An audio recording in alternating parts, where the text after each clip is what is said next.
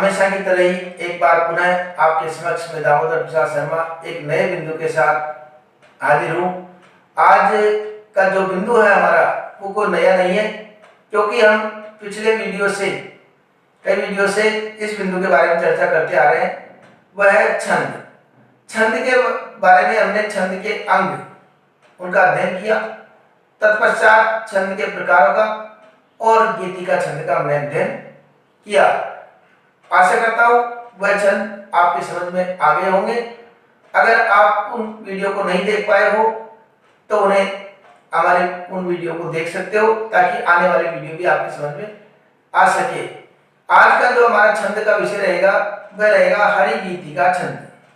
हरि गीतिका छंद। अब देखो, हरि गीतिका हमने पढ़ा था पिछले वीडियो में गीतिका छंद। गीतिका छंद हमने गीतिका छंद पढ़ा था। अब इसके नाम में हरि और जुड़ गया और क्या बन गए? हरि गीतिका छंद। गीतिका के प्रारंभ में हरि जोड़ दिया, गीतिका छंद की जगह हरि गीतिका छंद हो गया। तो क्या अंतर है? अगर जितनी मात्राएं गीतिका छंद में थी उनमें 2 मात्राओं की वृद्धि हो गई, तो 26 प्लस 2 बराबर 28। तो हरि गीतिका में कितनी मात्राएं हो गई? 28। गीतिका छंद में कितनी मात्रा थी? 26। अब गीतिका में 26 थी और हरि गीतिका में 28 हो गई। 28 के पश्चात गीतिका छंद में 14 और 12 पर यति थी। यहां पर हरि गीतिका में 2 बढ़ोतरी हुई है और 2 बढ़ोतरी कब हुई है? प्रारंभ में। 2 बढ़ोतरी हुई है प्रारंभ में। तो प्रारंभ में 14 के स्थान पर 16 और 12 अपने स्थान पर बना रहेगा। तो 16 और 12 पर यति हो रही है। गीतिका में कितने को हो रही थी? 12, 14 और 12 पर।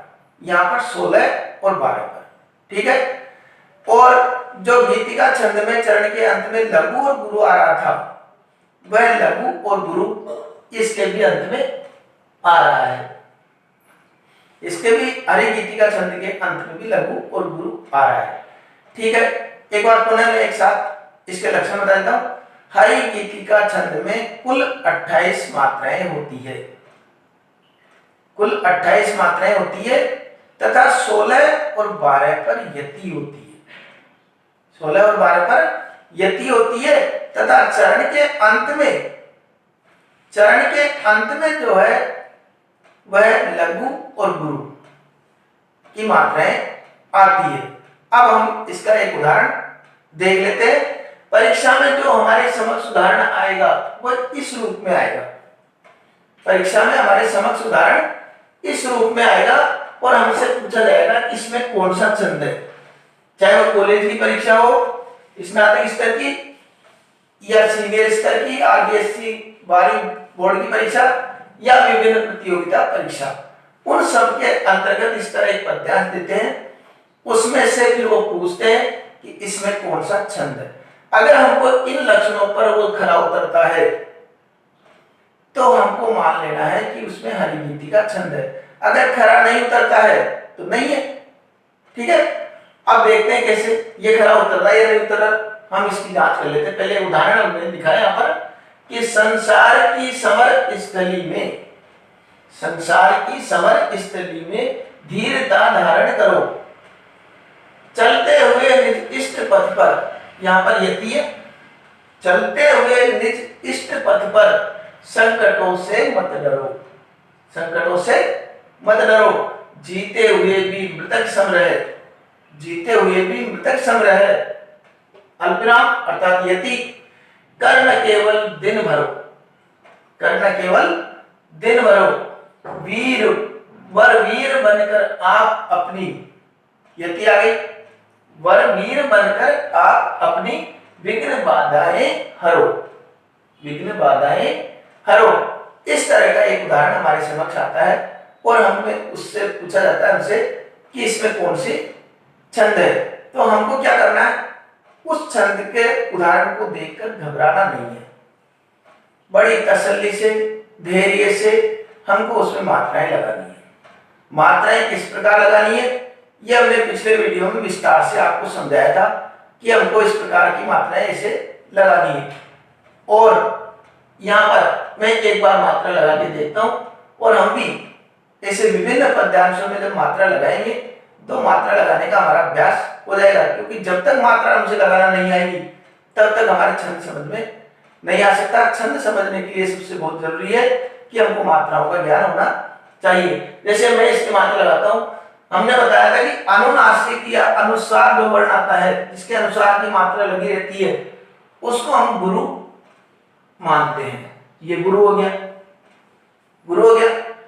संसार आ की मात्रा है तो गुरु, ए की मात्रा है लघु, फिर बड़े ए की मात्रा है गुरु, ए की मात्रा है तीनों में, यहां पर तीनों में ए की मात्रा है। लेकिन एक बात हो रही है कि बाद में संयुक्त अक्षर अर्थात एक मैंने उसमें बताई थी मात्रा केवल स्वर या स्वर से युक्त व्यंजन में ही लगती है।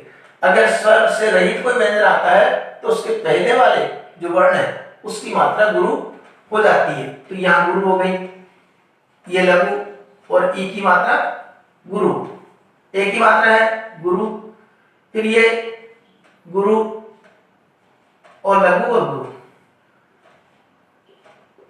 गुरु लघु लघु और लघु और गुरु।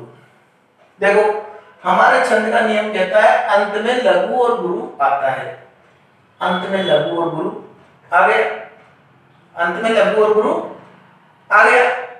तो एक तरीके से तो हमारे एक दृष्टिकोण से तो हमारे इस अरिगीति का छंद का एक लक्षण तो पूरा कर रहे हैं। दूसरी तरफ देखते हैं, गिन के देखते हैं एक बार। अब गिनने के लिए क्या करते हैं, गिनने के लिए जो ये लघु की मात्रा है इसको हम एक के रूप में गिनेंगे और जो गुरु की मात्रा है इसको हम दो के रूप में गिनेंगे। ठीक है, अब देखिए 2 2 4 1 5 2 7 8 9 2 11 12 13 14 कितने हुए 14 और यति कितने पर हो रही है 16 पर, 15 और 16 पर यति हो रही है। पहले वर्ण में पहले चरण में कितने थे 16 पर यति हो रही है। दूसरे चरण में गिनते 2 1 3 2 5 2 7 1 8 9 10 11 12, ये 12 पर यति हो गई। तो वो वाला जो एक लक्षण है 16 और 12 पर यति होती है, बिल्कुल सही बैठा है। अब जो है इनकी कुल मात्राओं की संख्या कितनी होनी चाहिए थी 28। तो कुल मात्राओं की संख्या 28 है या नहीं है, इन दोनों को जोड़ लें, 16 और 12 कुल 28 मात्राएं इसमें हो रही है। ठीक है, इसमें कुल 28 मात्राएं हो गई। अब देखिए आगे, चलते हुए निज इष्ट पर, इस पंक्ति को भी एक बार देख लेते हैं कि चलते हुए ए की मात्रा, ए की मात्रा, ए की मात्रा है गुरु, ये छोटे ओ की मात्रा लघु, फिर ए की मात्रा गुरु, छोटे ए की मात्रा लघु और ये लघु आधा से आ गया इसलिए ई में गुरु और लघु, फिर ये एक एक गई। या संकटों में अनुस्वार है तो गुरु और ये गुरु लघु गुरु, गुरु गुरु लघु और गुरु, जोड़ के देखते हैं एक बार। 1 2 4 5 2 7 8 9 2 11 12 13 14 15 16 पर यति हो गई। यहाँ पर देखिए 5 और 2 7 8 9 10 11 12, इधर 12 पर यति हो गई। कुल कितनी मात्राएं हो गया मिला करके 28 मात्राएं हो जाती है इसमें कुल 28 मात्राएं हो गई। ठीक है, ये भी अर्थात ये भी 28 मात्राएं, 28 मात्रा आ गई। 16 और 12 पर यति है, 16 और 12 पर यति आ रही है। अंत में लघु गुरु है, अंत में लघु गुरु है, अर्थात ये भी हरिगीति का छंद का ही उदाहरण है। अगला उदाहरण देखते हैं अपन। जीते हुए भी जय के बड़ी की मात्रा लग रही है गुरु, ए की मात्रा है गुरु, है के छोटे ओ की मात्रा है तो लघु और ये गुरु, गुरु मृतक री पे हमेशा लघु लगती है और ये लघु। ये सब लघु हो गई, और इधर लघु लघु लघु और के ये गुरु, लघु लघु ये छोटे की मात्रा है, लघु लघु लघु गुरु। अब इनको भी जोड़ के देख लेते हैं अपन। 4 1 5 2 7 2 9 1 10 11 12 13 14 15 16 16 हो गई। इसको भी हम ऐसे कर दे कि 16 मात्राएं हो गई। इधर यति के पहले बिल्कुल सही बैठ रहा हो। इधर देखते हैं 1 2 3 2 5 6 7 8 9 10 11 12, इधर भी 12 मात्राएं हो गई, अर्थात 16 और 12 मात्राएं हो गई। कुल ये 28 मात्राएं हो गई। 16 और 12 28, अर्थात इसमें भी अंत में देखते हैं, अंत में लघु गुरु आया, अर्थात इसमें भी क्या है, हरिगीति का छंद है। अन्य उदाहरण देखते हैं। वर वीर दोनों में लघु, वीर में बड़ी मात्रा है गुरु, लघु लघु लघु लघु लघु गुरु, लघु लघु लघु गुरु, फिर ये आ गया, तो इसलिए पूरी गुरु की मात्रा, इन तीनों में गुरु और ये लघु गुरु। इसको हम जोड़ के देखते हैं कि 2 2 4 1 5 6 7 8 9 10 11 12 13 14 और 2 16, 16 पर यति आ गई।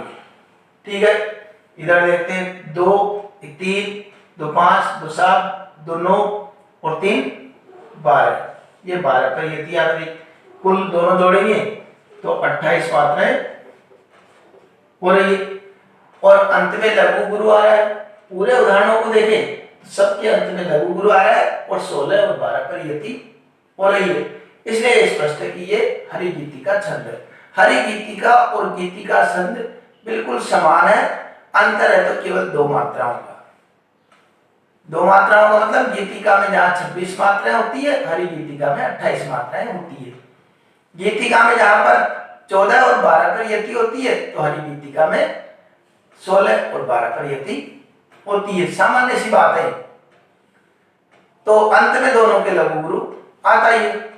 ठीक है, अन्य इस प्रकार के उदाहरण लेकर के हम उन पे मात्रा चला करके और इस प्रकार अभ्यास कर सकते हैं, देख सकते हैं, और जितना हम अभ्यास करेंगे उतना ही ये छंद हमको भली प्रकार से समझ में आ सकता है। और इसलिए मेरा तो यही कहना है कि छंदों को एक बार अभ्यास करो। अभ्यास करने से ये सरल हो जाता है, क्योंकि छंद एक प्रकार से गणित ही है। गणित में जिस प्रकार जितना अभ्यास करते हैं उतना ये हिंदी में ये छंद का अभ्यास काम करता है। ठीक है, अब यहाँ पर ये स्क्रीनशॉट ले लीजिए आप और इस प्रकार इसको याद कर लीजिए। ठीक है, अब जो है ये छंद आपको भली प्रकार से समझ में आ गया होगा, ऐसी मुझे उम्मीद है। अगर आपको अच्छा लगे तो निश्चित रूप से इसको शेयर अवश्य कीजिए, और ताकि अन्य छात्र भी इसका फायदा उठा सके, उनको भी छंद के बारे में जानकारी प्राप्त हो सके, और वह भी इसको सब्सक्राइब कर सके। क्योंकि आने वाले समय में और भी इसी प्रकार के कई बिंदु सरल और आसान शब्दों में लेकर के मैं पुनः आपके समक्ष हाजिर होता रहूंगा। तब तक के लिए धन्यवाद।